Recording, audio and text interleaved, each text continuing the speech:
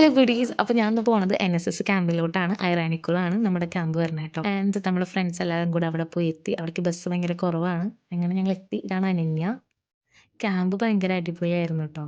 എന്നിട്ട് ഞങ്ങൾ അവിടെ പോയി ഞങ്ങളുടെ റൂമുകളൊന്ന് സെറ്റാക്കി. അവിടെ 2 റൂമാണ് ഗേൾസിനുണ്ടായിരുന്നത്. ബോയ്സിനാണെങ്കിൽ 3 റൂമും. പിന്നെ നമുക്ക് കിട്ടിയതാണ് ക്ലീനിങ് സെക്ഷൻ ട്ടോ. ഇതാണ് സൂരജ് സുര. വൈബെന്ന് വെച്ചാൽ അജ്ജാതി വൈബ്. പോകെ മനസ്സിലാവും. ആൻഡ് ഞങ്ങൾ ക്ലീനിങ് ഒക്കെ സ്റ്റാർട്ട് ചെയ്തു. അതിനുശേഷം നമ്മൾ ഫ്ലാഗ് ഹോസ്റ്റിംഗ് ഉണ്ടായിരുന്നു. NSS flag. ഇതൊരു സല്യൂട്ട് കൊടുക്കുന്നതാണ്. പിന്നെ ഞങ്ങളൊക്കെ എൻ്റെ കാണാത്ത കുറേ ഫ്രണ്ട്സിനെ കാണും ട്ടോ. ദേ ഇത് റോഷ്ന, ജുബിയ, ആദിത്യ. ഞങ്ങളവിടെ നൈറ്റൊക്കെ ആയി. നൈറ്റ് ഞങ്ങൾ കുറച്ച് ഫോണൊക്കെ കിട്ടുന്ന ടൈമായിരുന്നു കേട്ടോ. ഞങ്ങളെല്ലാവരും ജസ്റ്റ് സംസാരിച്ച് വൈബൊക്കെ അടിച്ചിരിക്കുകയായിരുന്നു.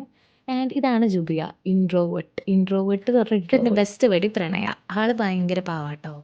പിന്നീട് ഞങ്ങൾക്ക് ഡിന്നർ ടൈം ആയപ്പോൾ ഞങ്ങളെല്ലാവരും ഫുഡ് കഴിക്കാനുള്ള തിരക്കിലൊക്കെയാണ്. പിന്നെ മോനെ കൾച്ചറൽ പ്രോഗ്രാം. ഞാൻ നേരത്തെ പറഞ്ഞൊരായിട്ടല്ലേ ഈ സൂരജ്.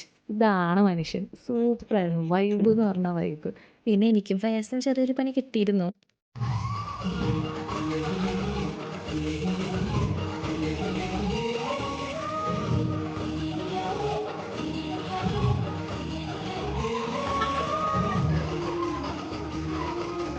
ഇതാണ് ഞങ്ങളുടെ ശ്രീലക്ഷ്മി മിസ്. അടിപൊളിയായിരുന്നു. മിസ്സിൻ്റെ ഒരു എനർജി എന്ന് പറഞ്ഞിട്ടുണ്ടല്ലോ, ഞങ്ങൾക്ക് ആർക്കും ഇല്ലാത്തൊരു എനർജി ആയിരുന്നു. മിസ് കാരണം മാത്രമാണ് ഇത്രയും വൈബായത് ഞങ്ങളുടെ ക്യാമ്പ്.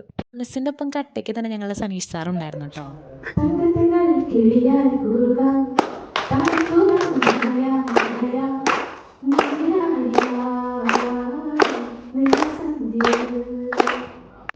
ഇതെല്ലാം ഒരു ദിവസം എടുത്ത വീഡിയോസ് അല്ല കേട്ടോ. ഈ 7 ദിവസം കുറച്ച് കുറച്ചായിട്ട് എടുത്ത വീഡിയോസാണ്. കാരണം ഞങ്ങൾക്ക് ആകെ കുറച്ച് ടൈം മാത്രമാണ് ഫോൺ കിട്ടുള്ളൂ. ആ ടൈമിൽ ഞങ്ങൾ വീട്ടിലേക്ക് വിളിക്കും. അതിന് ശേഷമുള്ള ടൈമിൽ ഞങ്ങൾ ജസ്റ്റ് വീഡിയോസും ഫോട്ടോസും ഒക്കെ എടുത്തു. നേരത്തെ ഞാൻ ഇവരെ മെൻഷൻ ചെയ്തിട്ടുണ്ടായിരുന്നല്ലോ.